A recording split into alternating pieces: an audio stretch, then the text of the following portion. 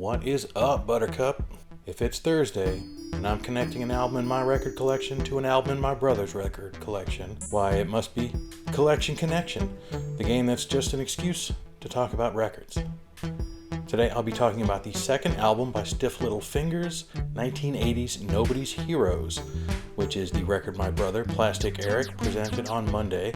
And then through the magic of physical media, I've managed to forge a connection to Hunting High and Low, the 1985 debut album from Norway's favorite sons, a-ha. But I'm not going to tell you the facet or quirk that these two titles have in common. Instead, I lay the challenge at your feet to figure it out and leave your guess down in the comments. But first, let's officially reveal the previous connection. On Monday, over on the Plastic Soundwave Cult channel, my brother, Plastic Eric, he talked about Stiff Little Fingers, Nobody's Heroes, which he had connected to the album that I talked about last week, which was the compilation from the Psychedelic Furs, All of This and Nothing. And the connection between the two artists, in this case, is that both bands were formed in 1977. Stiff Little Fingers in Belfast, Northern Ireland, and the Psychedelic Furs in London. And it feels like for the last couple of episodes, Eric and I have sort of just been talking to each other, so nobody guessed the connection on that. So point goes to us. Credit to Eric for coming up with a stumper. And while a-ha didn't even exist in 1977, my cryptic clue for today is that 1977 remains a relevant year in today's connection. But with all that out of the way, let's get to the show.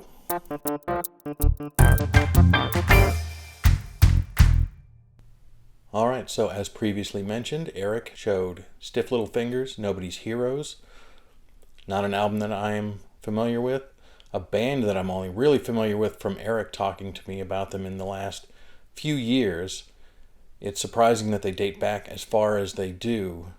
I would think, I would have some memory of them because I looked up whether or not they appeared on Top of the Pops in England, which they did numerous times, and yet I have no distinct recollection of them at that time, and we watched Top of the Pops religiously between 1978 and 1984, but no memory really of Stiff Little Fingers. So listening to it, I was pleasantly surprised. It's good, it's melodic, and unlike a lot of punk, bands out of the punk movement, which I would argue Stiff Little Fingers clearly is, the songs are quite long. There's a couple that hit under 3 minutes, but also one or two, I think, that are well above 5 minutes. So it's surprising that they're that wide-ranging and long, and they are much more sort of political minded,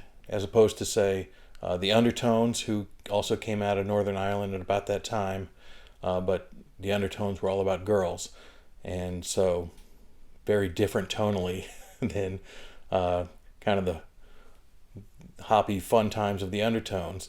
Stiff Little Fingers was good. It at times reminded me of Boomtown Rats. There was a kind of a dubby track in there that made me think of Boomtown Rats, and I liked it's one of those albums that has an almost title track, Nobody's Hero, as opposed to the album Nobody's Heroes. It had some big power chords, and although his voice came and went, and it kind of made me think of not Sublime, but Rancid, the lead vocalist of Rancid. It got very sort of and out of tune-ish, at times. Even that aside, it was still fairly melodic overall. A band that I could see myself having a soft spot for had I connected with them back in the day. But I didn't, and this is really the first time I've sat down and listened to anything from them. But Nobody's Heroes, pretty good stuff. And so for connection, I tried to steer us out of the 80s, where we've been for a couple of episodes now, but couldn't find anything that was quite the thing that I was after. So I ended up connecting it to a-ha's Hunting High and Low from 1985. This is the album with Take On Me, their far and away biggest hit in the US, I think actually The Sun Always Shines on TV was maybe a bigger hit elsewhere in the world. It was their very first single, Take On Me, but not in the form that is on this album. It was released and kind of flopped everywhere except for in Norway itself. But they re-recorded it and splashed out for a video that one could argue is the quintessential music video of all time. It's so recognizable, so iconic, that people today, when people don't even really watch music videos anymore, are still familiar with this Aha video from 1985. And it's just a classic tune. I would argue in addition to the quintessential video, it's kind of got the quintessential synth line from the 80s. Everything about it is just super recognizable. And in all these years, I've never gotten sick of it. It's one of those things that is super 1980s, and yet I feel like it serves as an argument as to why the 80s were awesome and nothing to be embarrassed about. It's like it's just a great tune, you know, and throwing a little shade at the 90s kids. Like, did it dare to be fun? Oh my God, I only listen to music that's miserable.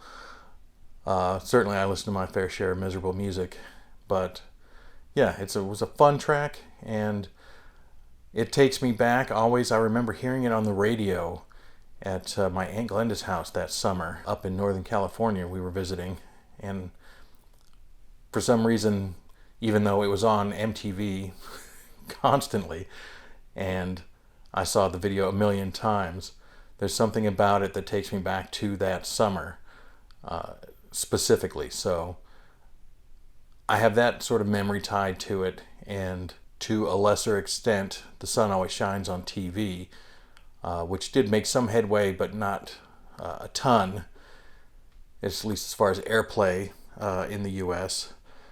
But again, going on a theme here that I've had for the last few episodes, it wasn't until maybe 5 years ago, maybe a little more than that with this one. I didn't actually look at the upload date on iTunes for when I ripped the CD, but that's generally a pretty good indication of when I bought it. I generally put the stuff into my iTunes library within either the day or within a couple of days of having bought it.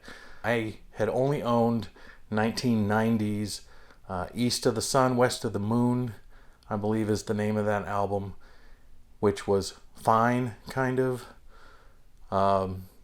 Very tasteful pop music. Includes a cover of the Everly Brothers, I think, Crying in the Rain. And it was fine. There's a beautiful song called Seemingly Nonstop July, but it wasn't anything that I listened to often enough to go out and buy more Aha. But this is one of those things I came across in the record store, and I think it was probably like a $3 one, new. And I was like, shoot, you know, this is worth $3 for sure. And finally having a copy of Take On Me of my very own. And so I picked it up, listened to the full album, and it is solid. It's a good record. It's an 80s record, but like I was saying, there's no shame in that. I'm not embarrassed about that. The title track is nice on here. The second track, Train of Thought, is pretty good. And You Tell Me is a short little thing, but is nice. And yeah, it's just, I haven't listened to it. This is an album that came out in the era when I would have listened to an album that I bought back then a zillion times, and it would be like in my DNA at this point. So I could just call up the tracks in my mind by the title.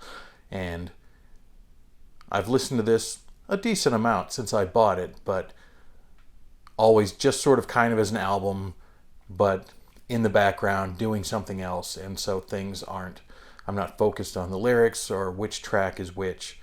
And so I don't have like an inside out, yes, you know, here are the highlights, here are the lowlights, but the songs that I'm familiar with, Take On Me, Sun Always Shines on TV, do always perk up my ears. And it kicks off with Take On Me, so that's kind of why I'm putting it on when I put it on. But like Stiff Little Fingers, they are a band that is active to this day. They released an album as recently as 2022 called True North, but also like Stiff Little Fingers, they kind of took a break. I don't know that they officially broke up. I think Stiff Little Fingers broke up and reformed. Aha just sort of laid low. People did other side project type of things through most of the 90s. They put out an album in 1993 and then kind of went quiet until about 2000. But since 2000, they've been releasing a new album every few years. The lead singer, Morten Harket, is just as devastatingly handsome today as he was in the video for Take On Me.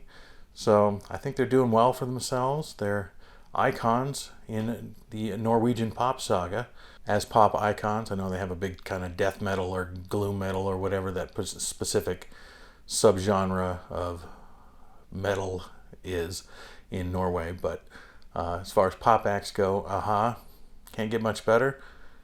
And yeah, with that, if you think you know the connection between Stiff Little Fingers, Nobody's Heroes, and Aha's Hunting High and Low, you can leave that guess down in the comments. I left one clue early on and sort of an additional clue. It is specific to the albums, but it is kind of an only connect if you're a fan of that UK game show kind of question, or the New York Times Connections game, which is very much inspired by Only Connect. It's kind of a thinking outside the box connection. 1977 is relevant. And so there's a couple of clues to throw at you. And when you find out or figure out the connection, you may think, wow, that was really cool. Or you may think, that's not a connection. I don't know. Trying to be creative, keep it fun, and engage if you don't have a guess on the connection. If you just want to tell me something about Aha or Stiff Little Fingers, you can tell me that in the comments as well. But beyond that, I've said everything I have to say, so I thank you for watching. Bye-bye.